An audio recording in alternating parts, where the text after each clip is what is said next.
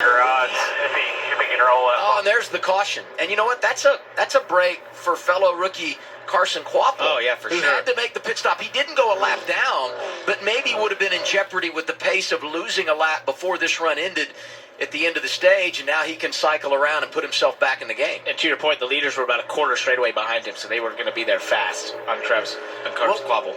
We'll find this out when we come back, but there will be a strategy question here on do you pit and burn a set of tires. Most will not, but some could play the game to get points. We'll follow up there when we return.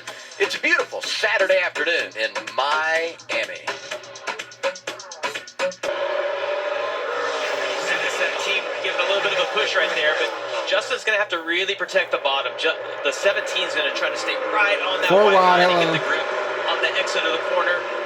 That outside line in the back. Once again to get going. It's just not the place to be. Justin's able to hold on to two right now. A little bit of a gap down towards turn 3, but Sam Mayer struggled massively, and that checked up that whole outside line. Yeah, and it's so hard to give the front row up. I mean, like, in hindsight, looking at it, you're like, well, maybe I should have taken third. And look at Kyle right there on the bottom. Is he going to have enough momentum, though? I think the 41's actually going to get to the outside of Kyle Larson. Oh, you see a big run right here. He's going to be on the preferred lane on the bottom right now. Look at Mayer getting after it. Yeah, Larson's going to have to commit to that top line in 3 and 4. If they're not going to be there, he'll have to commit to that. And he wants to get in front of the 41 because the 41's going to want the exact same line as they get to 3 and 4. A big decision for Justin now. Like, do you protect against the wall or do you run in the middle? He was running up next to the wall before that caution came out, and that's what he's going to do here. Larson to the middle, and Sam all the way to the bottom to clear himself. Slide job a little bit up the racetrack. I don't know if Allgaier likes this or he hates it. I mean, they're racing behind him, but they're also coming after him. Here comes and Larson. Of which, here comes Larson down to the inside as they head to turn 1. And the reason it's so important, obviously you want to be in the lead, but all of those guys were running right against the wall. Whoever can get the lead first and get to the wall is going to be able to control the race because we know how hard it is to complete the pass on the bottom. And Justin loses 2 positions in 1 corner going to the wall there in 1 and 2. There's just so much more distance when there's still tire grip left. Those drivers that go to the bottom can just make up massive amounts of time by having less distance around the track. This is the earliest a driver starting outside the top 15 has been able to find his way to the race lead. That surprises me not in the least as we talk about Kyle Larson. And as he starts to put some distance between himself and second place Sam Mayer, you look back through the field. Great racing everywhere here. The sense of urgency when you have a restart at this place is enormous. Well, and Parker, you're in the position that these guys are in from like 12th on back. There's so many different lines to run. We know the talk could come and get tires on that cycle under that caution. Not a bunch of people did. One of them that was able to take advantage, Garrett Smithley. We're riding on board here. This is the KSDT CPA onboard camera.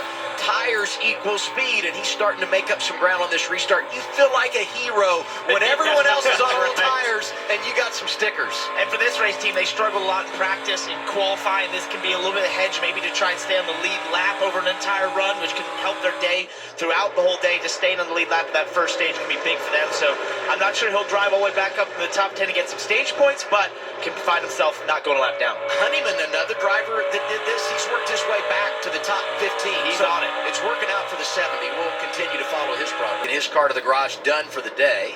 And our second yellow flag. Real slow all the way back to us now. For the foul to Chris Wright. Flat. Yeah, you hear Keith Barnwell, that's Chris Wright's spotter on the radio. He's got both, it looks like both right side tires are flat, and he's just telling him to go slow. We've seen so many times if you go too fast and it rips all the crush panels out, it can rip some of the bars. Well, yeah, top right of your screen there. You see up next to the wall, we talked about getting on the throttle. This is what happens. It's so closed right there. Is that Myatt Snyder? Yes. It is. Well done, Myatt, to avoid that. But that get a better restart than we've seen these first couple. The best thing for Mayer, though, is that he keeps getting to do it. And the more you get to do it, the more practice you get. He still needs more practice. He got super loose as he got on the throttle right there. And he tried to squeeze down. Oh, Zilich got super loose back there in the white car. Allows the 17 and Justin Allgaier on the 7 to get away from that outside lane. Such a struggle to get the power down out there. But look at him and that black number 28, Kyle Sieg. He just pitted at lap 31. The tires mean everything. He might drive through and win the stage. He restarted 35th on this one. He's flown through the field, and that shows you the difference between new tires and having as many laps as the leaders have on their tires. Oh, you feel like Superman in this moment. It's the best feeling in the world what Kyle Sieg is getting right now. You do, but you got to know the consequences of that if you get those cautions. Whoa, look at the 19 get loose. Justin Bonsignor, hang on to it. Hold on, lock it down, lock it down, lock it down. Third caution of the day. Keeps it off the wall, no contact. Yeah, it doesn't look like he blew a tire out either, and he's going to be right there at the entrance to pit road. He's going to elect to stay out. He's gotten his money's worth. Go back to qualifying. Out of the those white tires gloves, for he sure. was He did. sideways, That's and right. now this. He said he wanted an experience.